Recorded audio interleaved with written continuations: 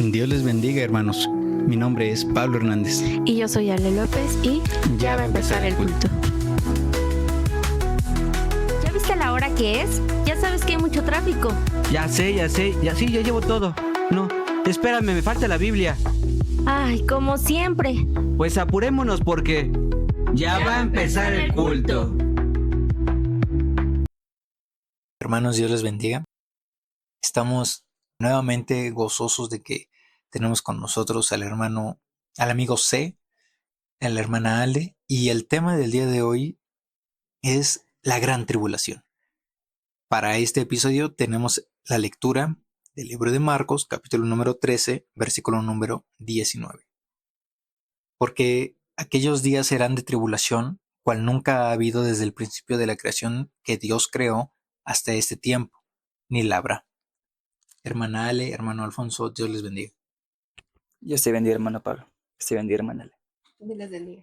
Chan, chan, chan, chan. Este es un tema quizá que queremos tocar porque vemos las señales de estos tiempos y existe un tema entre los cristianos que es si la iglesia es quitada antes, en medio o después de la gran tribulación.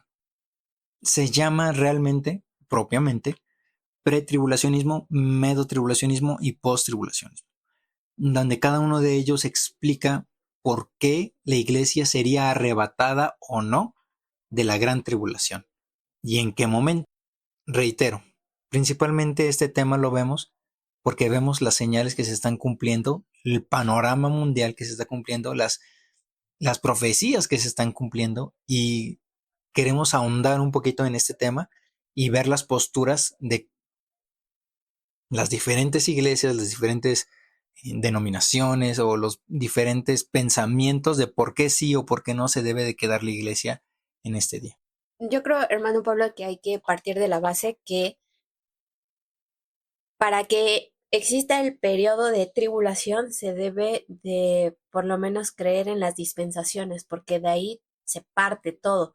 No podría haber un periodo de tribulación si no creemos en las anteriores dispensaciones, porque ahorita estamos en la dispensación de la gracia que está muy pronto a terminar, justo por estos puntos que mencionas. Y quizá para comenzar, ¿qué podemos entender por dispensación y qué podemos entender por tribulación? Bueno, entonces vamos a cambiar el tema del podcast y va a ser dispensaciones. No. Hermana Ale, Dios te bendiga. Hermano Pablo, Dios te bendiga.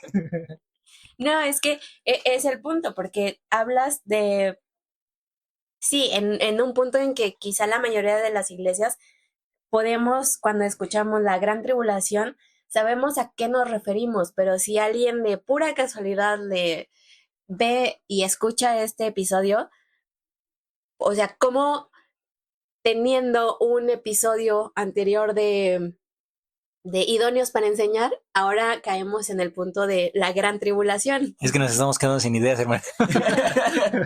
Entonces, quizá para tener este punto de orden, de nosotros como iglesia cristiana creemos en esta parte de las dispensaciones, y es este lapso en el que que Dios permite para que el hombre se arrepiente y vuelva a él, pero que si no lo hace también viene un juicio. Por eso es que estoy mencionando, ahorita estamos viviendo en la dispensación de la gracia, que está muy pronto a terminar para que dé pie al punto de la gran tribulación. Yo digo que hay que seguir con idóneos para enseñar. No, tú te acuerdas más o menos porque gracias a Dios cambió un poquito el formato de las preguntas que tenemos en la iglesia sobre las lecturas del mes y vimos un poquito de ello. ¿Te acuerdas un poquito de lo que era, hermano Alfonso? Sí, de hecho yo tampoco lo sabía hasta que me tocó exponer el tema y me lo explicaron con una línea cronológica. Y por ejemplo, tenemos la primera dispensación en el mismo libro del Génesis, que bueno, sí, justo aprendí que son 7 dispensaciones bíblicas, y en el mismo Génesis encontramos 4, ¿no? Que fueron las que a mí me tocó exponer ese día. Y la primera, que es la inocencia con la creación, cuando el hombre es colocado en el huerto o en el jardín del Edén. La segunda, cuando altera su conciencia, cuando bueno, cuando cae en el pecado y reconoce que está desnudo. Luego tenemos la tercera dispensación en el gobierno humano, cuando el hombre ya fue expulsado, pero aún así en su soberbia hace esta torre de Babel y el Señor divide, ¿no?, a los pueblos por lenguas. Y en Génesis tenemos también la cuarta con la promesa que le hace a Abraham. Posteriormente ya tenemos la quinta dispensación en el Éxodo, la sexta con la ley, la quinta con la ley, la sexta es la gracia con nuestro Señor Jesucristo, y la última pues ya será en el milenio. Como ven, aún no lo tengo muy fresco, porque yo también apenas estoy aprendiéndolo.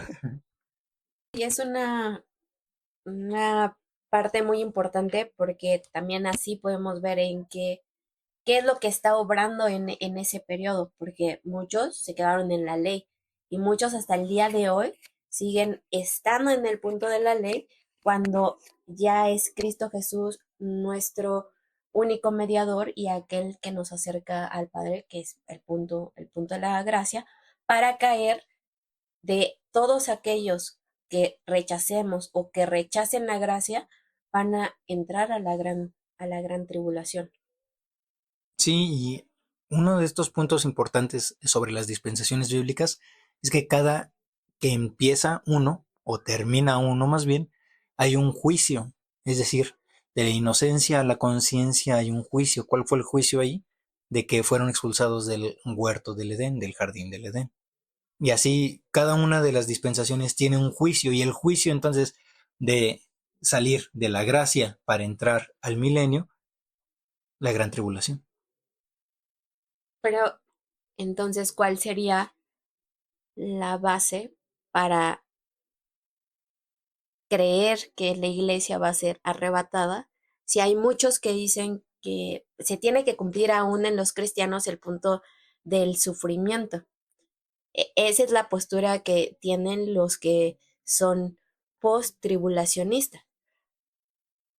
Y de hecho tiene mucha lógica y tiene bastante sentido. Si tú te metes a YouTube y buscas canales cristianos que explican esto, la mayoría va a estar de acuerdo en que el post-tribulacionismo tiene un poco más de sentido si lo vemos con una visión más humana o más lógica.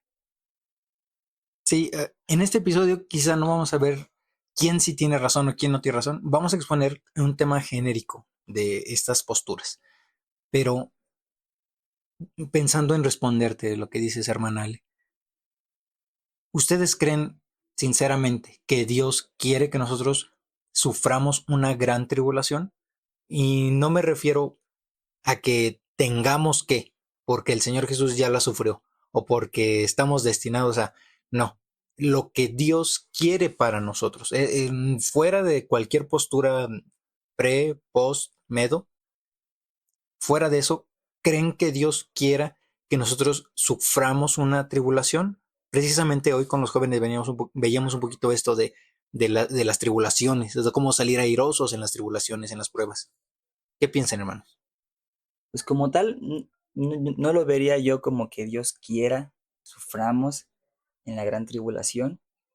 Si hiciera un poco de abogado del diablo, yo diría que más bien el Señor quiere em, o ve conveniente o mejor para nosotros que nuestra fe pase por fuego, y que si debiésemos pasar por un periodo de gran tribulación, sería más bien una oportunidad nuestra para realzar el nombre de Jesucristo, y quizá pues el deseo de algunos cristianos, que es el de incluso llegar a ser mártires.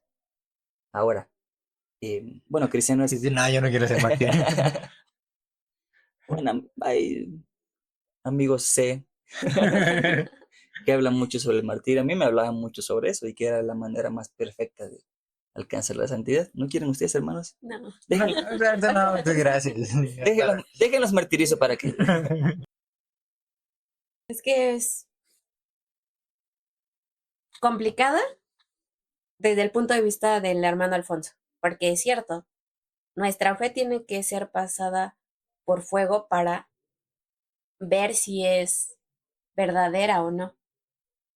Pero de ahí a llegar al punto de la gran tribulación, pues el Señor ni vino a condenar a nadie, ni es ese Dios cruel que el mundo lo tiene visibilizado, de que si no haces, no cumples, pues ya, o sea, te va a hacer sufrir y te va a destruir y te va a hacer cenizas.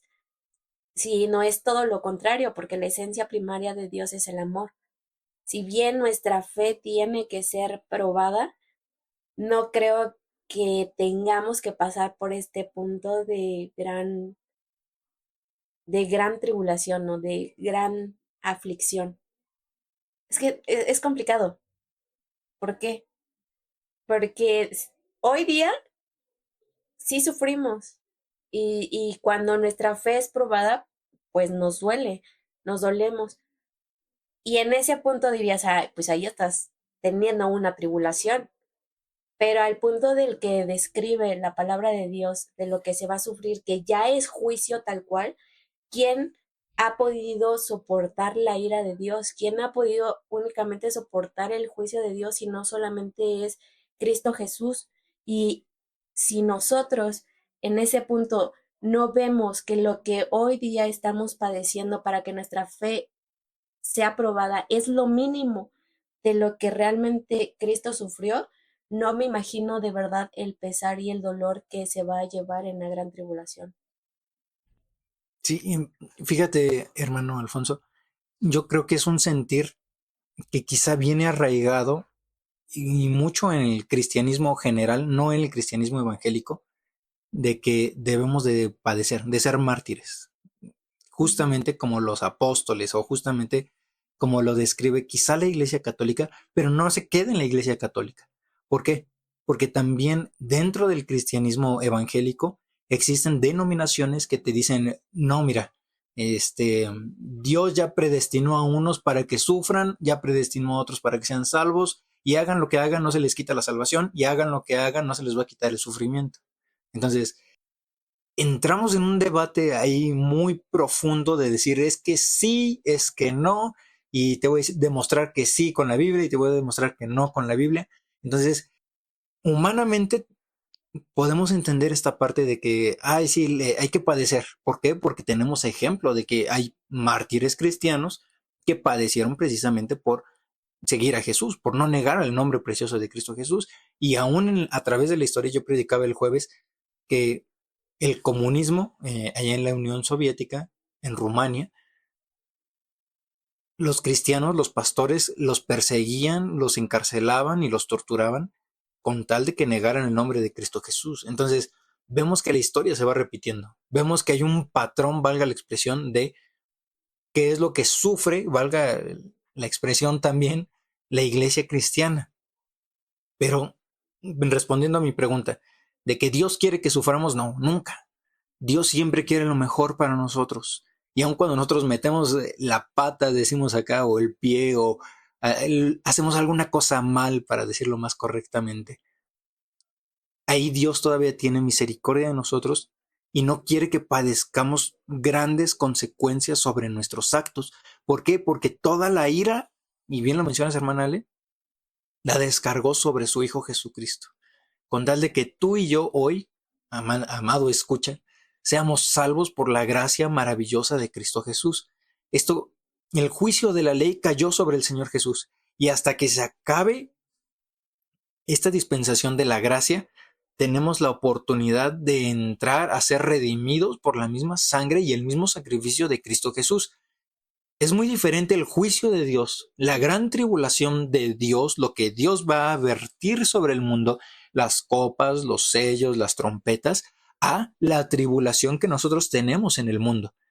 ¿Por qué? Porque aquí en el mundo nosotros tenemos tres grandes enemigos, y lo mencionábamos.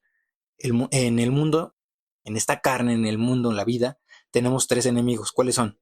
La carne, el mundo y los demonios. Y estos tres se van a estar oponiendo a nuestras vidas espirituales, a que nosotros vivamos en el espíritu, y esa es una tribulación, como bien lo menciona nuestra hermana Ale, pero, reitero, es muy diferente a la ira de Dios que caerá, porque así lo dice la palabra de Dios, no porque yo diga, ese es lo que merecemos, sí lo merecemos y merecemos muchas cosas, pero así lo dice la palabra de Dios, que la ira de Dios va a caer sobre la tierra y va a haber terremotos que cuales nunca se han visto antes, va a haber pestes, cuales nunca se han visto antes. Es muy diferente lo que Dios va a hacer en juicio a lo que el mundo hoy nos está haciendo pasar como entes cristianos.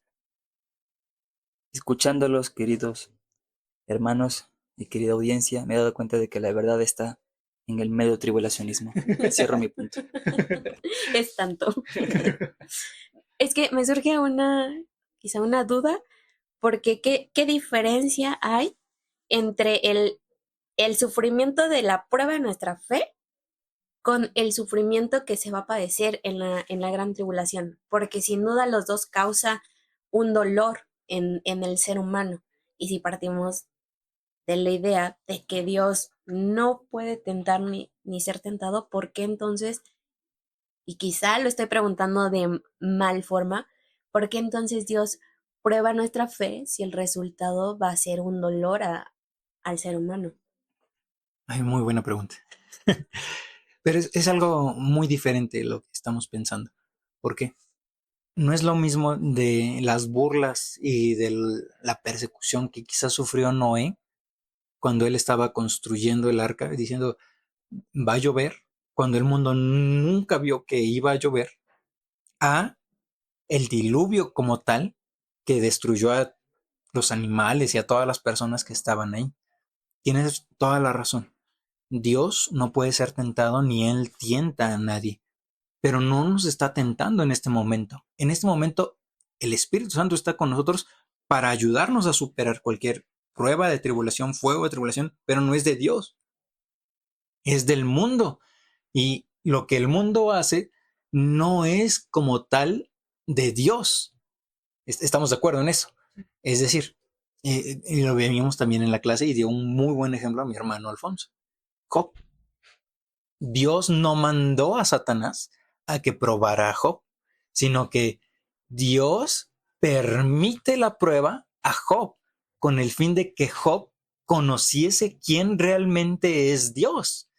Entonces, hoy en día no somos probados de parte de Dios, ni Él tienta a nadie, sino que el Espíritu Santo está para ayudarnos a superar todas las pruebas, todas las luchas, toda la adversidad del mundo, de la carne, de los demonios, pero Él está ahí para socorrernos, ahí para sustentarnos, ahí para levantarnos.